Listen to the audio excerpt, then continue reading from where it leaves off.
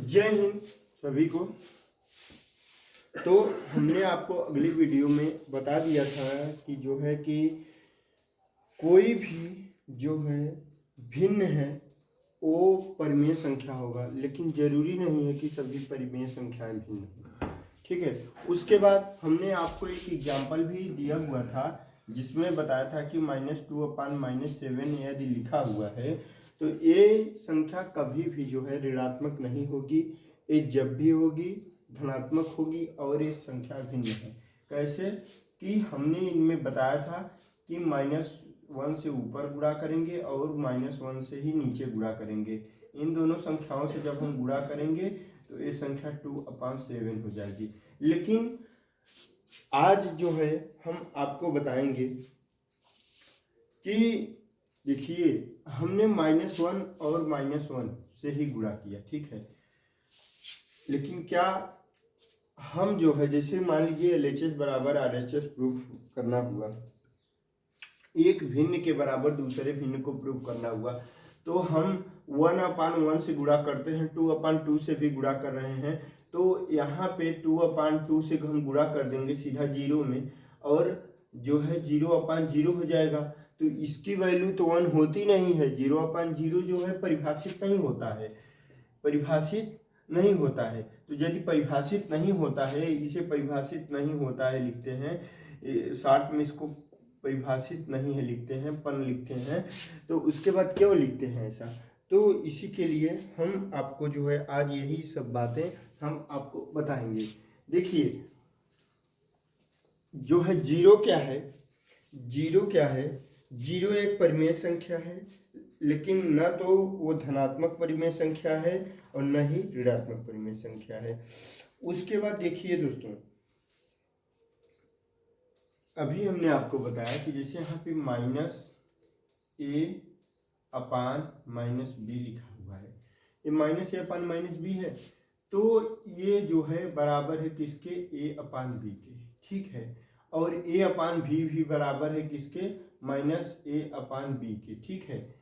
लेकिन क्या हो, जैसे ए संख्या लिखी हुई है -a/b, ठीक है, ए संख्या लिखी हुई है, तो ए संख्या किसके बराबर है, तो ये संख्या जो है जैसे अंश में या हर में किसी एक में यदि नकारात्मक का चिन्ह यानी साइन लगा हुआ है तो क्या होगा, ये किसके बराबर होगा, -a/b क्या होगा, -a/b, a/b, ए दोनों भिन्न आपस में क्या है, बराबर है। -a/b या a/-b दोनों बराबर हैं और इसको इस तरह से भी लिख सकते हैं, ठीक है।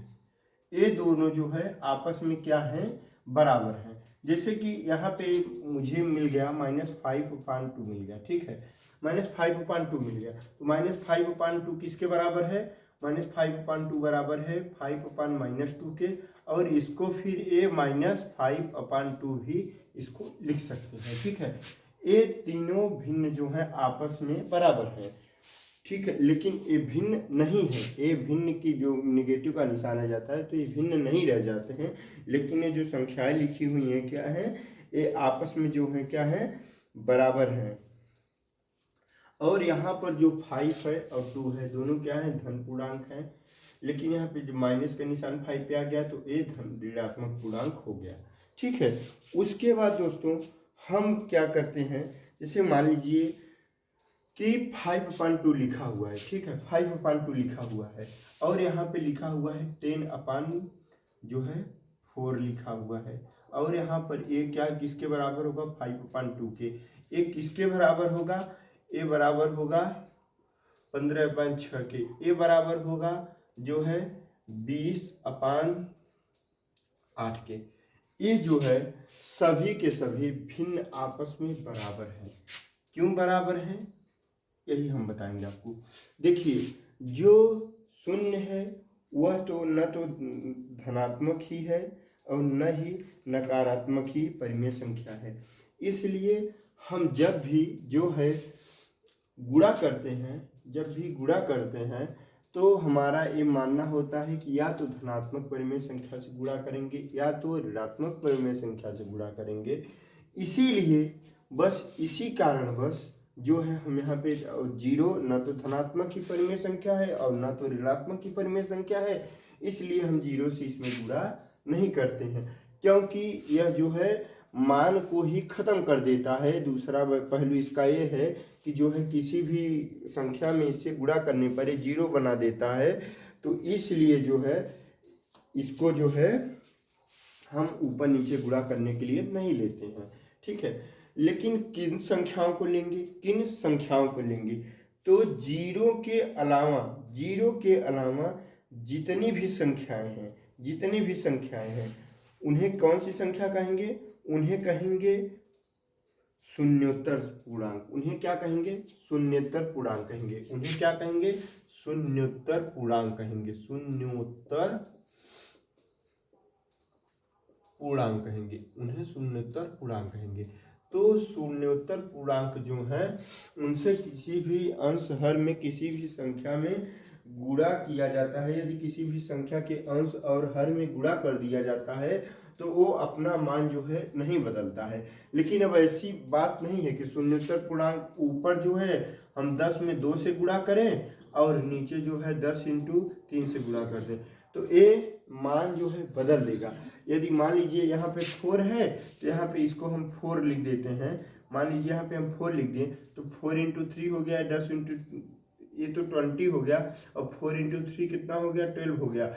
ये जो है इसके बराबर नहीं है, क्योंकि यदि ऊपर जिस शून्योत्तर पूर्णांक से गुणा किया जाएगा उसी शून्योत्तर पूर्णांक से नीचे भी गुणा किया जाएगा, तब ये मान सही देगा। तब यहाँ पे क्या आ जाएगा, 8 आ जाएगा, 8 आ जाएगा। उसके बाद फिर दोस्तों देखिए, हम आपको जो है कुछ बात और इसमें बताएंगे। जैसे मान लीजिए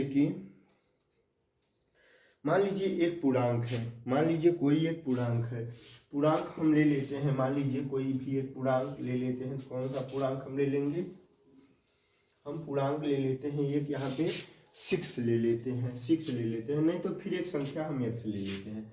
x एक पूर्णांक है, ठीक है। एक x क्या है, एक जो है वो पूर्णांक है। x यदि पूर्णांक है तो x को हम क्या लिख सकते हैं, x को हम लिख सकते हैं x/1 लिख सकते हैं। उसके बाद 2x/2 लिख सकते हैं, 3x/3 लिख सकते हैं। ये जो है ये सभी मान आपस में बराबर हैं, यानी सभी मान जो है आपस में बराबर हैं। इसी प्रकार से हम x की वैल्यू क्या लिख सकते हैं, -x/-1 लिख सकते हैं, -2x/2 लिख सकते हैं। उसके बाद -3x/-3x, ये भी आपस में क्या है, बराबर हैं। ये भी क्या है, ये सभी जो हैं x को इंडिकेट करते हैं। इसी प्रकार जैसे मान लीजिए कि हम एक जो है संख्या 5 पूर्णांक 5 ले लेते हैं, तो 5 को हम क्या लें 5/1, या तो फिर 10/2, या तो फिर 15/3। ये सभी मान, और इसको फिर क्या लिख सकते हैं -5/-1, या तो फिर लिख सकते हैं -10/-2। ये सभी मान आपस में क्या है, ये बराबर हैं, क्योंकि यहाँ पे जो 1 है 2 है ये सभी संख्याएं क्या हैं, ये सभी एक शून्योत्तर पूर्णांक है, शून्योत्तर पूर्णांक है। और शून्योत्तर पूर्णांक को हम यम से डिनोट करते हैं अपने पहचानने के लिए। कहीं कहीं दूसरी संख्या से भी डिनोट कर सकते हैं, लेकिन एक मानक बना दिया गया है कि यदि हम यम से सभी जगहों पे डिनोट करेंगे तो हमें ज़्यादा आसानी होगी, इसलिए हम इसे किससे डिनोट करते हैं, यम से डिनोट करते हैं। उसके बाद देखिए एक समतुल्यता की बात होती है। ये क्या होती है, समतुल्यता की बात होती है। यही समतुल्यता ही है, लेकिन आप समझ नहीं पाए होंगे, इसलिए उसको मैं इंडिकेट करके आपको बता देता हूँ। समतुल्यता क्या है, समतुल्यता एक बात ये है, समतुल्यता कोई अलग सी बात नहीं है। मान लीजिए कि हमारे पास क्या है, हमारे पास जो है 1 किलोग्राम का एक जो है सेब है, 1 किलोग्राम का क्या है, एक सेब है, और उसमें उसके जो है 2 टुकड़े किए गए। कितने टुकड़े किए गए, 2 टुकड़े किए गए, और दोनों सेबों में से दोनों टुकड़ों में से एक टुकड़ा हमें लेने के लिए कह दिया गया, तो इसे क्या कहते हैं 1/2। 1 किलो सेब था, 1 किलो क्या था, सेब था, उसके कितने टुकड़े किए गए, 2 टुकड़े किए गए। एक टुकड़े हमने ले लिए तो कितना लिए, 500 ग्राम, यानी आधा किलो हमने ले लिया। उसी प्रकार से हम आगे बढ़ेंगे और क्या करेंगे कि 1 किलोग्राम में 4 सेब आते हैं। 1 किलोग्राम हम जाते हैं और छोटे छोटे 4 सेब हमें मिलते हैं। 4 सेब मिलते हैं और कहा जाता है कि आप 2 सेब ले लीजिए, तो हमने 2 सेब ले लिया। इसमें भी कितना हमें मिला, आधा किलोग्राम, यानी 500 ग्राम सेब मिला। ये दोनों क्या है, ये दोनों आपस में बराबर है। उसी प्रकार से हमें बोला गया कि 1 किलोग्राम मेरे घर पे सेब आया, उसके बाद बोला गया कि हमें जो है उसमें 6 सेब थे और 6 सेब में से हमें कहा गया कि 3 सेब ले लीजिए, तो इसमें भी हमें जो है 500 ग्राम ही सेब मिलेगा, अधिक नहीं मिलेगा और इसकी वैल्यू हमेशा सेम रहेगी। तो इसी को क्या कहते हैं, इसी को जो क्या कहते हैं, इसी को जो है कहते हैं समतुल्यता का प्रगुण कहते हैं। इसी को क्या कहते हैं, समतुल्यता का प्रगुण कहते हैं। ठीक है, तो ए भिन्न आपस में बराबर हैं। जैसे ए भिन्न बराबर कैसे हुए, जैसे यहाँ पे 1/2 था, ठीक है, तो 1/2 था, इसमें जो है एक शून्येतर संख्या से गुणा किया, शून्येतर संख्या से गुणा हम किए, लेकिन देखिए यदि उस संख्या को जो है भिन्न है तो शून्येतर संख्या से हम गुणा करेंगे तो क्या होगा, मान लीजिए यहाँ पे 1 से गुणा करेंगे तो कोई इफेक्ट नहीं आएगा, -1 से भी गुणा करेंगे तो इफेक्ट नहीं आएगा, क्योंकि यदि -1 से हम गुणा पे करेंगे तो यहाँ पे -1/-2 आ जाएगा, माइनस से माइनस कैंसिल हो जाएगा, 1/2 रह जाएगा। लेकिन यहाँ पे हम 2 से गुणा करेंगे तो क्या हो जाएगा, 2/2 नहीं होगा, 2 × 2 यानी 4 हो जाएगा। यहाँ पे क्या होगा, 2/4 हो जाएगा। उसके बाद फिर क्या होगा, 3 को हम ले लेते हैं, 3 को ले लेंगे तो क्या होगा, 3 अपान कितना हो जाएगा, 6 हो जाएगा। उसी प्रकार हम क्या ले लेंगे, 4 ले लेंगे, 4/8 हो जाएगा। उसी प्रकार से यदि हम -2 ले लिए तो क्या हो जाएगा, -2 हम ले लेंगे तो क्या हो जाएगा, -2/-4 और माइनस माइनस कैंसिल होगा, क्योंकि जो संख्या धनात्मक है उस पर शून्येतर संख्या से गुणा करने पर कोई भी प्रभाव नहीं पड़ता है। ठीक है, देखिए दोस्तों अब क्या होगा, एक इसी में सरलतम रूप आता है। क्या आता है, सरलतम रूप। कोई भी संख्या को क्या करना होता है, सरलतम रूप में लिखना होता है। सरलतम रूप क्या होता है, सरलतम रूप किसे कहते हैं, तो देखिए सरलतम रूप और कुछ भी नहीं है।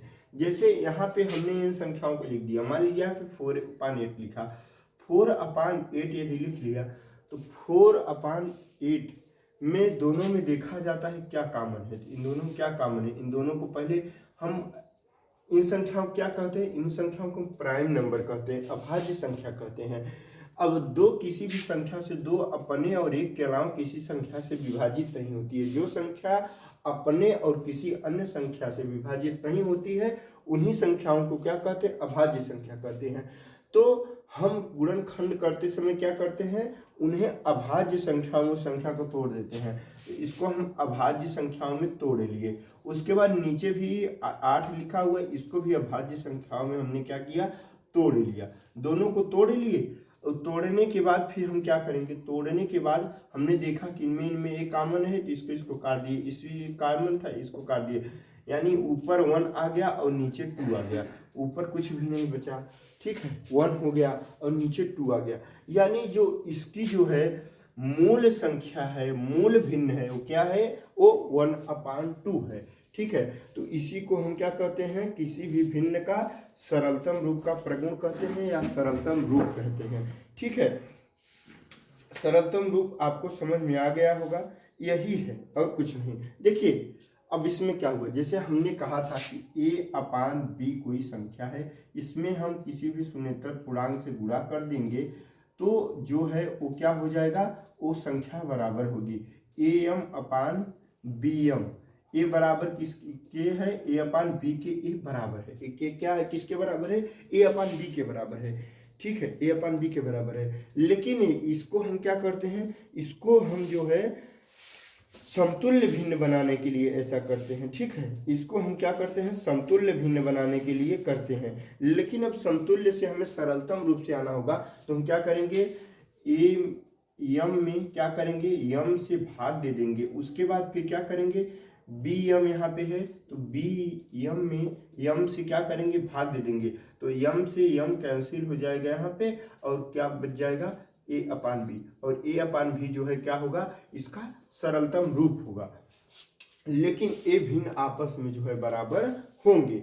बस बात यही है। उसके बाद फिर अब हम जो है क्वेश्चन करेंगे, जो कि अगले वीडियो में आप जो है जितना हम अभी तक पढ़ाए हैं आप उसको रिवाइज कर लीजिएगा। अगले जो है वीडियो में हम जो है अभ्यास 1A करेंगे। तो इस वीडियो में बस इतना ही। धन्यवाद सभी को।